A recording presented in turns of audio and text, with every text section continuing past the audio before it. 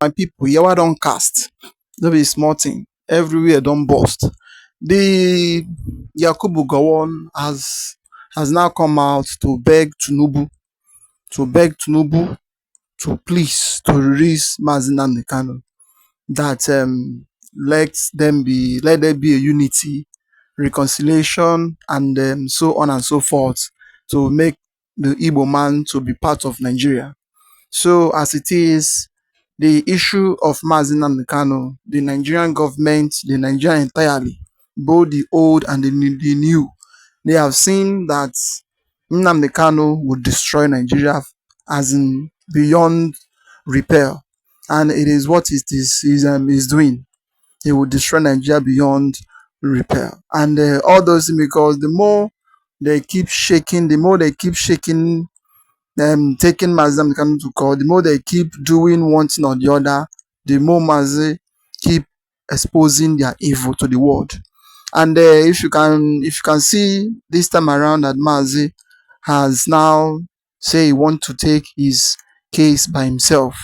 So everybody is in fact everybody is shaking. They don't know what he will say when he gets to the final stage, or when he gets to represent himself. So they are confused, because any of his speech, they know what it means, and any word he make, they know what it means. That is why even though the federal government, they are afraid of, why did you allow him to take his case by himself? Because he can destroy the whole nation within a minute. So as it is, Gowon have now come out to plead to Tinubu to please to release Mazi Nnamdi Kanu for him to be free, and then to call for reconciliation, for unity, and to call for other things to make sure that the Igbo man is part of Nigeria, and they work in hand to make Nigeria to grow. But in this video, you are going to hear from this our activists and also journalists that give that interview. So this man explained a lot of things concerning what Gowon said, and concerning what is going on in between the Tinubu government and in between the Gowon, because everything it is now exposing one after another. So as you're about to watch, you try to like, subscribe, and share the video to go around. And I would like to hear your comments down below. Thank you for watching. Were you surprised that Gowon had to speak up at this time? Let's start with the timing of his intervention. It looks like, are you one of those who had expected him to speak before now?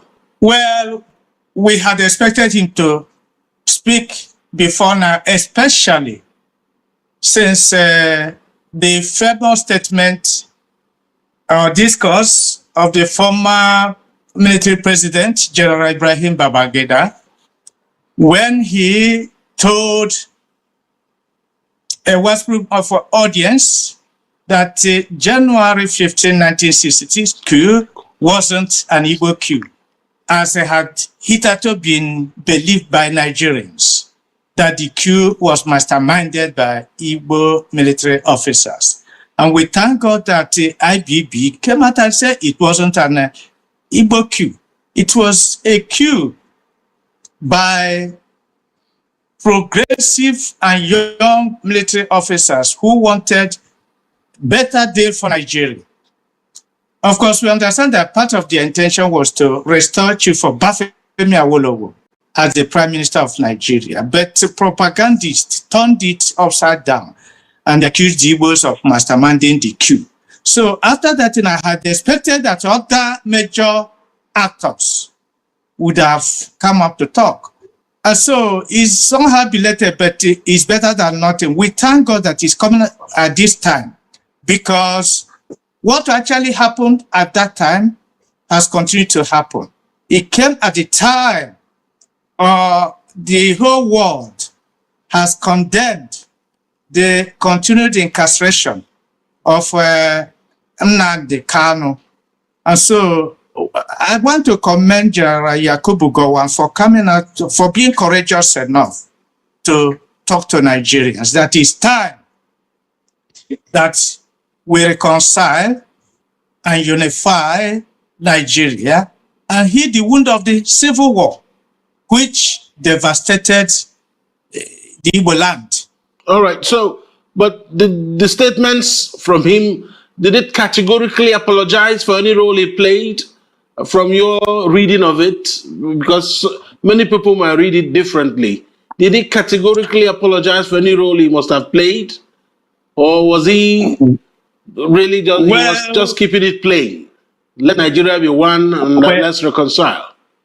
Well, we know that major role he played first is that he was the head of state. He attended the Aburi conference with General Odumegwu then. They agreed to have a government that's similar to a kind of confederation arrangement. Of course, when they came back to Nigeria, the colonialists who didn't want progress of Nigeria advised him otherwise. And so he changed. He reneged from the Aburi Accord. And that, with a number of things, it was followed by splitting Nigeria into 12 states. And eventually, it led to a civil war. There was a high level of genocide of the Igbos in different parts of the country. He couldn't condemn that. He couldn't do anything. And even when the war was declared, it's against the rule of war to use hunger as a weapon. But starvation was allowed to be deployed during Nigeria-Biafra civil war. And so in all that, there was land blockade, sea and air blockade against Biafrans. So, but Biafrans managed to withstand the war. Of course, the federal government had estimated that within 2 weeks, they would have wiped out Biafrans. But as luck will have it, the war lasted for 30 solid months of impressive records from the Biafrans, the people that were land, sea, and air blockade. They managed, they couldn't import anything. No major power supported them. And for the first time in world history, two superpowers, United States and the then Soviet Union, despite the existence of Cold War, you know there was a Cold War there, but even at that, the Soviet Union and United States of America buried their differences and teamed together with other European powers, Britain, France, and so forth. They joined the federal government side, and Biafrans will still the war for 30 solid months.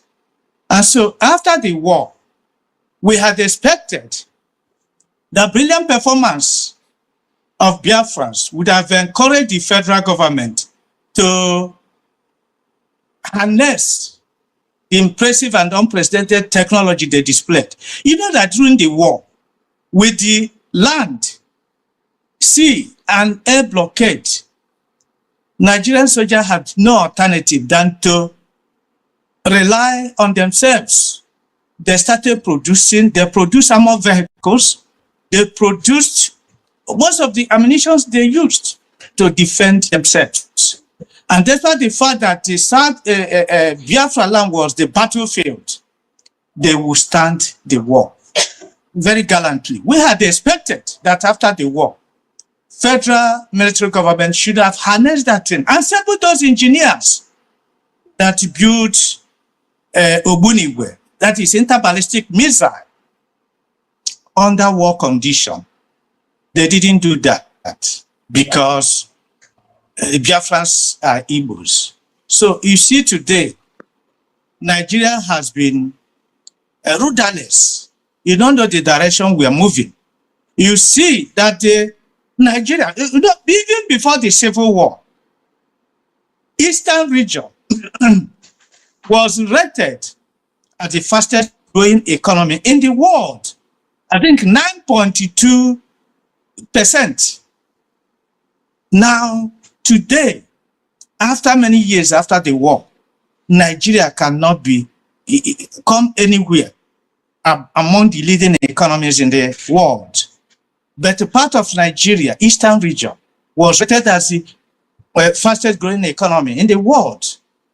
Now, today, because of the failure of the federal government to harness the ingenuity and creativity of Biafrans, Nigeria has been there. And since then, that part of the country has witnessed continued marginalization, exclusion, deprivation, and the near intimidation.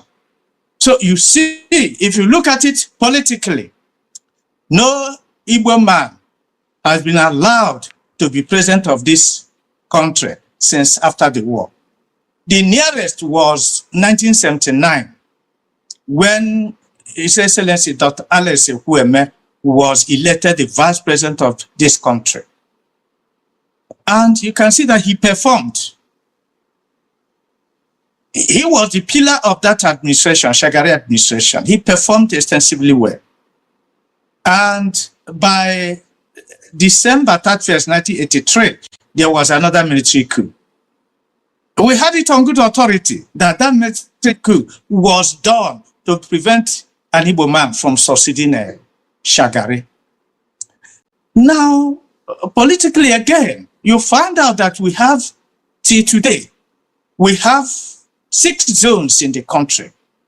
It is expected that each zone should produce one of the first 6 positions.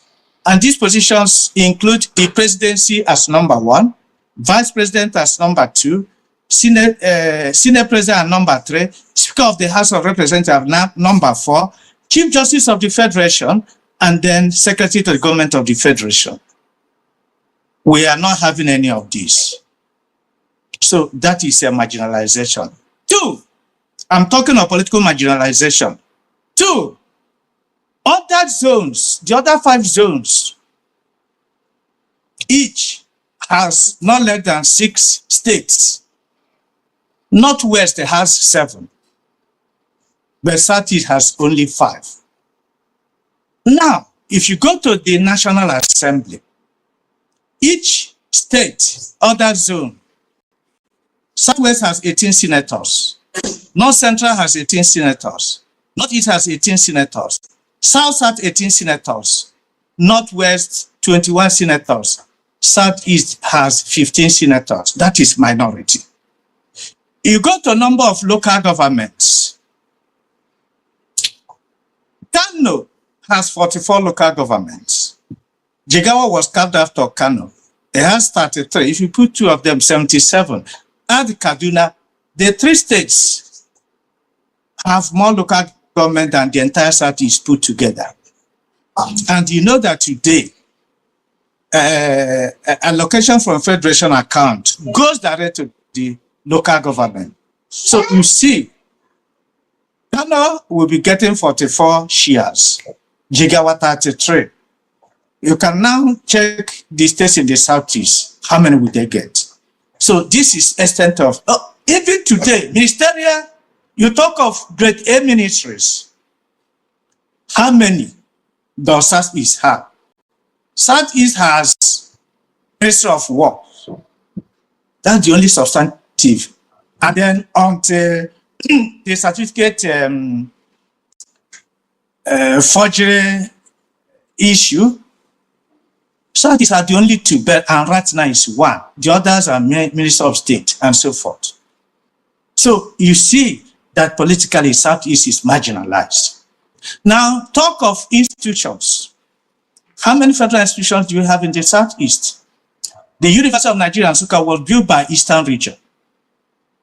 Apart from Futo Owerri, Federal University of Technology Owerri, you see that NNAMDI Kanu was developed by former Anambra State government, and eventually federal government came in. You talk of agriculture. Yes, it was also built, the Umudike, it was built by former Eastern government and now taken over federal government. But we thank federal government for that. But to talk of, Kaduna alone has over 27 federal institutions. The entire Southeast, you can count. How many do we have? And other things. Now you come to a project. Where are the federal projects in the Southeast? You see that under General Buhari administration, Nigeria took $22.7 billion loan for railway project. That railway, the Southeast was excluded from that project. Yet the Southeast will be part of repayment. Rather, federal government used that money to provide railway to Nigeria, extend it to Nigeria, instead of accommodating Southeast.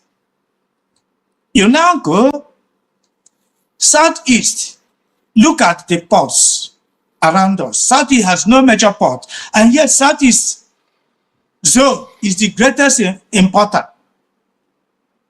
You have more importers in Southeast than other parts of the country, but there's no single seaport, deep seaport, that can carry a big ships. Even, yes, we know that we are Southeast, but at least the ones that are near to us supposed to be developed by the federal government in order to reduce the distance from Southeast. None is done. Even within Southeast, we have a potential places that could be turned into a seaport. Federal government turned elsewhere. Now, you talk of roads. Go and see the federal roads, the truncated roads in the Southeast. There are mere gullies. You can't drive. And so, where do I begin? The federal institutions are not in the Southeast. Projects are not in the Southeast. So, and all these things, you go to the civil service. When it comes to GCE and JAMB, federal government will invoke Section 14, subsection 3 of the 1999 Constitution, which provides that in everything the government and its agencies do, necessary efforts should be made to reflect the federal character of the country in order to give every section a sense of belonging. When it comes to JAMB, they apply it and deny many brilliant candidates from Southeast who score very high. They deny them admission. You come to civil service, where people from this area perform exceptionally well, they will apply it. You come to promotion, they will apply it. I'll give you a particular case. A man from Abia State, who was my colleague in the Sunray publication and later joined the Federal Civil Service. He was recruited as a deputy director. He joined interviewing a young man from another part of the country. Do you know that he remained a deputy director? The young man he recruited on level 9 eventually became a director. And when he was telling me, I said, well, I don't want to mention his name. He lived at Igwarimpa then. I asked him, so two of you, who answered the other as sir now? The day you interview him, he answered you, sir. Today he's a director. You remain a deputy director for many years. They'll tell you that there's no vacancy for your place. There are many instances. Oh yes, this man, he have said so much well. He have said the whole truth about what is really going on in the country.